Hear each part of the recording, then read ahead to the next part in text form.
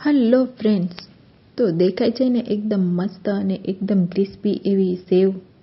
તો આજે આપણે આ સેવને ઘરે ટ્રાય કરીશું. તો આ સેવ બનાવવા માટે આપણે સૌથી પહેલાં 1 થી 1.5 વાટકા જેટલો ચણાનો લોટ લઈ લેશું. આ લોટને આપણે ચાળવો ખૂબ જ જરૂરી છે, જેથી કરીને આપણે લોટ બાંધતી વખતે આપણા એક પણ લમ્સ ના રહે. તેથી કરીને આપણે બધા જ ચણાના લોટને ખૂબ જ એવો સરસ ચાળી લેશું.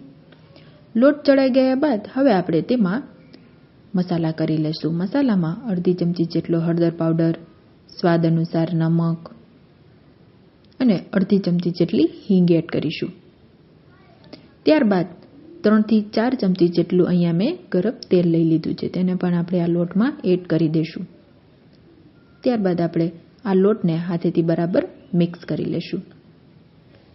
તેલ એડ કરીને આપણે બરાબર આ લોટને પહેલાં મિક્સ કરી લેવાનો છે. ત્યારબાદ જ આપણે તેમાં પાણી એડ કરીશું અને આ પાણીથી આપણે લોટ બાંધીશું. તો એકદમ સરસ મિક્સ થઈ ગયા બાદ હવે તેમાં પાણી એડ કરતા જઈને એકી સાથે આપણે પાણી એડ નથી કરવાનું, બસ થોડું થોડું પાણી એડ કરીને આપણે એક સોફ્ટ લોટને તૈયાર કરી લઈશું. તો અહીંયા મારે વધારે પાણીની જરૂર નથી પડી, બસ અડધાથી પણ ઓછું એટલું પાણી જોયેલું છે. તો ચણાના લોટમાં ખૂબ જ ઓછું પાણીની જરૂર પડે છે અને એકદમ સોફ્ટ લોટ તૈયાર થઈ જાય છે. તો આપણો એકદમ સરસ લોટ તૈયાર થઈ ગયો છે. હવે આપણે તેલવાળો હાથ કરીને આ લોટને બરાબર એકદમ સરખો મિક્સ કરીને ભેગો કરી લેશું, જેથી કરીને આપણે સંચામાં આપણે આ લોટને ભરતી વખતે ખૂબ જ સહેલાઈથી એકદમ સરસ લોટ આપણો ભરાઈ જાય. તો તમે જોઈ શકો છો આપણો કેટલો એવો સોફ્ટ લોટ તૈયાર થઈ ગયો છે. હવે આપણે એક સેવ પાડવાનો સંચોને લઈ લઈશું. આ સંચાને આપણે તેલથી ગ્રીસ કરી લઈશું, જેથી કરીને આપણો લોટ સંચામાં ચોટે નહીં. કોઈ પણ ચકરી તમે જાડી કે ઝીણી લઈ શકો છો, તમારે જેવી સેવ કરવાની હોય તેવી તમે ચકરી લઈ શકો છો. મેં અહીંયા સાવ ઝીણી ચકરી લીધી છે, તો એકદમ સરસ આપણી ઝીણી સેવ તૈયાર થઈ જશે. હવે આપણે આ ચકરીને સંચામાં ફિટ કરીને ત્યારબાદ તેમાં આપણે તૈયાર કરેલો આપણો લોટ ભરી દઈશું. એક ચમચીની મદદથી આવી રીતે આપણે લોટને તેમાં ભરી દઈશું. આખો સંચો આપણે લોટથી નથી ભરવાનો, બસ ઉપરથી થોડોક અધૂરો રહે, થોડીક જગ્યા રહે તેટલો જ આપણે આ સંચામાં લોટ ભરવાનો છે. તો આપણો લોટ એકદમ સરસ ભરાઈને તૈયાર થઈ ગયો છે. હવે આપણે સંચાને પેક કરી દઈશું.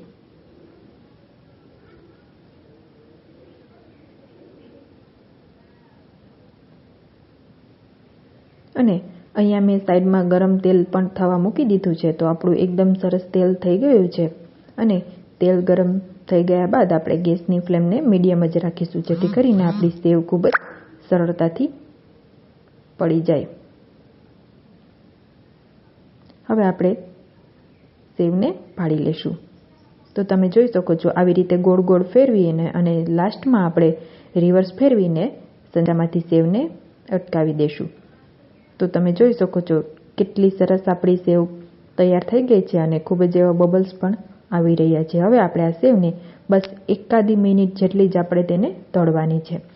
તો આપણે સાઈડથી આવી રીતે આપણે ચમચાની મદદથી કવર કરી લઈશું. ત્યારબાદ આ સેવને આપણે પલટાવશું અને અહીંયા આપણે ગેસની ફ્લેમને ખાસ ધ્યાન રાખવાનું છે કે તે મીડિયમ જ હોય. તો આવી રીતે સેવને એક સાઈડથી આપણે એકદમ સરસ તળાઈ ગઈ છે. હવે આપણે તેને બીજી સાઈડથી પલટાવીને તે પણ તળી લેશું. તો સેવને તળાતા બહુ જ ઓછી વારમાં એકદમ સરસ આપણી તે સેવ તૈયાર થઈ જાય છે.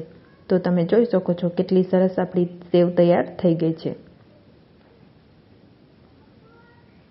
આવી જ રીતે આપણે ફરીથી સેવને પાડી લેશું. તમે જોઈ શકો છો કેટલી સરસ રીતે આપણી સેવ પડી રહી છે. તો આવી જ રીતે આપણે બધી જ સેવને તૈયાર કરી લઈશું. તો સેવ આપણી એકદમ સરસ તૈયાર થઈ ગઈ છે. તમે અવાજ સાંભળીને જ જોઈ શકો છો કે કેટલી ક્રિસ્પી તૈયાર સેવ થઈ ગઈ છે.